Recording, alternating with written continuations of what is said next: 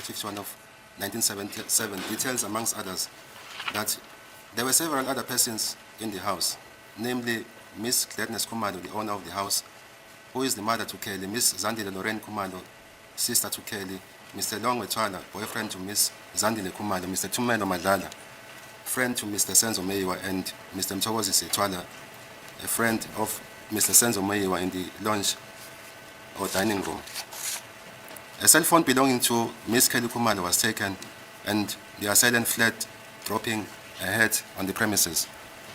It is important, my lord, to mention that in respect of count 3 of the indictment, Miss Kelly Nxumalo was not called to testify despite being the complainant in that count. Despite what? Despite being the complainant in that count, in count number 3 of the indictment. I thought there were 2 complainants. Mr. Balo, is that not so? Yes, indeed. The other complainant is the mother. The mother, yeah. Yes, yeah. both of... Okay. In fact, I should say, my lord, that both of them were not called before this court to come and testify about the circumstances of the robbery, which occurred on the 26th of October 2014 in the house in their presence. It's life. Yeah. And the hopes for the case? What are your hopes? None of my business. I don't have hopes for rubbish. I have no hopes for rubbish. I'm sorry. I said what I said. Imagine being the complainant in a case, count number 3, aggravated assault. And then you report that your cell phone was taken, which in this case is popularly known as the runaway cell phone, right? And then Kelly Nxumalo is not called by the state, or her mother either are not called by the state. The state closes their evidence. Kelly Nxumalo gives an interview and calls the case rubbish, okay? I'm not sure, okay? It is unclear, since the journalist did not pursue the matter further, which part of the case is rubbish. The part that you said the cell phone was stolen, or everything else? Or are you now labeling it as rubbish because you are now being seen as the mastermind? It was quite unclear then. But let's go into the court. What we do know and what is on record, I think Nxumalo did a brilliant job. First of all, he starts off by highlighting what the charges are. And then now he goes into, this is what the charges are. There's a runaway cell phone, my lord. There was days upon days upon days of evidence about this runaway cell phone. Pinky read the 205 records of this runaway cell phone. But then the owner of the cell phone is not called into the court to come and tell us about the cell phone, describe the cell phone, where the cell phone was at the time it was taken, how it was taken from her, and then jiggy, case is closed. And then my lord interjects and says, no, it was not one complainant, it was actually 2. Nxumalo adapts on the spot, which shows to me that he's alert, he is listening attentive.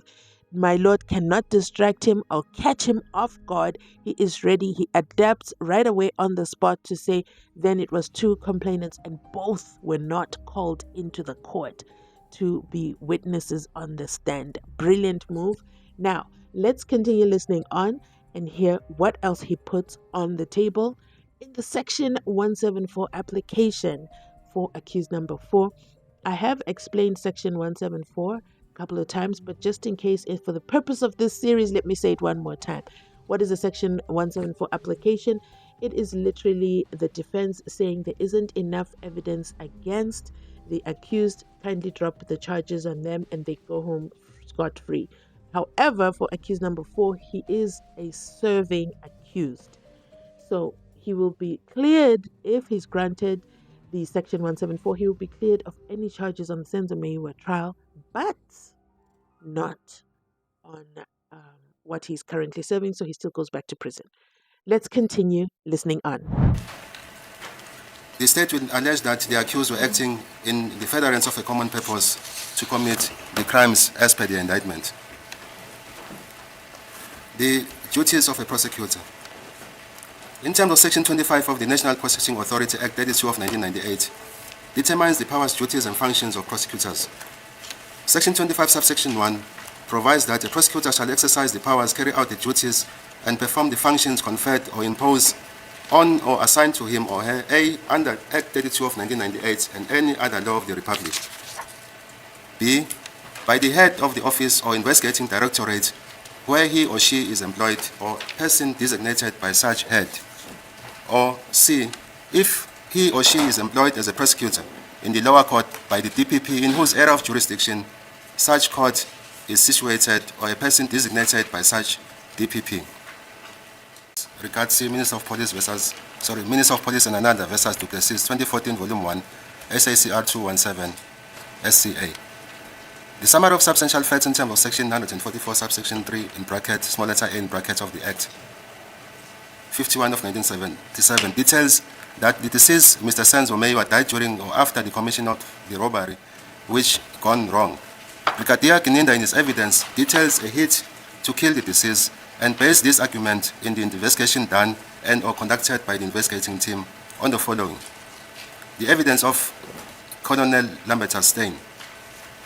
Colonel Steyn testified that he was employed by South African Police Service and in the service of the state attached to the National Court Case Unit investigation based in Pretoria, National Head Office, where he acted as an analyst and an investigating officer. On the 9th of April 2020 at about 10 o'clock, he received a series of Section 205s and cell phone downloads from the investigating officer, Brigadier Kininda. He testified further that Brigadier Kininda requested him to determine if there are any linkages between the current suspects and the people in the house at the time of the crime. The transcribed record of the 27th of July 2023 at page 64, line 10 to 15 states the following. Mr. Steyn, I just want to draw attention to the court that as well that a Section 205 information, not one of the team members applied for that, but it was stored on the central database of the police. So that is why it was being applied for by the previous investigation officers. But we did have access to that. Just like in Shaka Ilembe, they introduced new characters yesterday. MacG, yes, Mugaiva Mukwevo, and also Robert Boy, Mzansi son. And I think he did a great job. I know it sounds off topic, but stick with me, okay? Stick with me. Mzansi son, I think he did a phenomenal job. I think his dad was even proud of him because he did the I don't know what it's called, okay? The part that he played. Why am I talking about this? This is very similar to what Advocate Nxumalo is doing. He is going step by step, okay? Introducing the characters. And now he started off by telling us the charges, right? And then he told us where Zandi Nxumalo is, where Zandi Nxumalo comes in.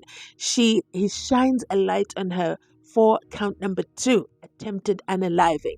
And then next he introduces who? Ukele Nxumalo and the mother. Why? Because, count number 3. Okay? They're the complainants in count number 3.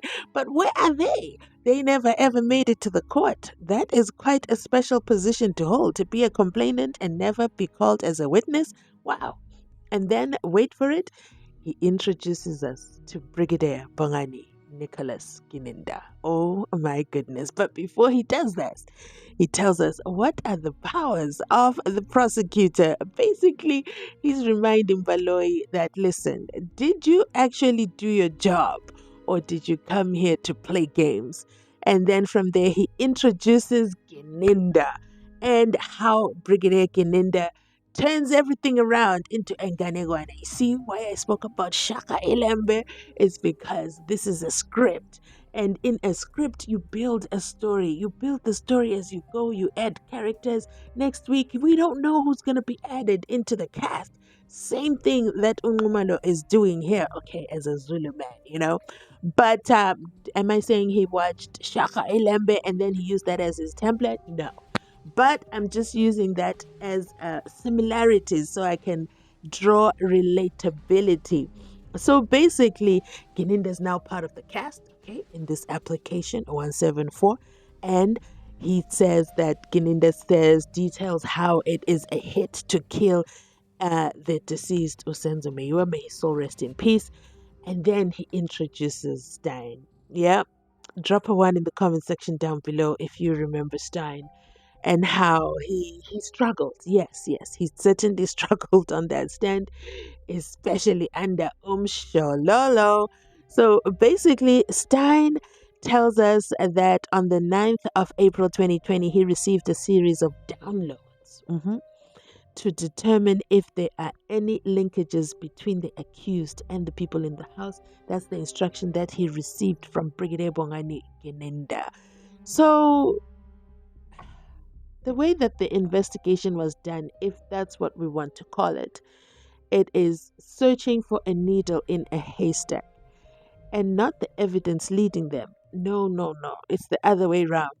Let's look for this and find it. We must. If you know what I mean, you know what I mean. But yeah, that is where we are with this portion of Nxumalo, the introduction of Genenda, the introduction of Steyn, and also the phone records.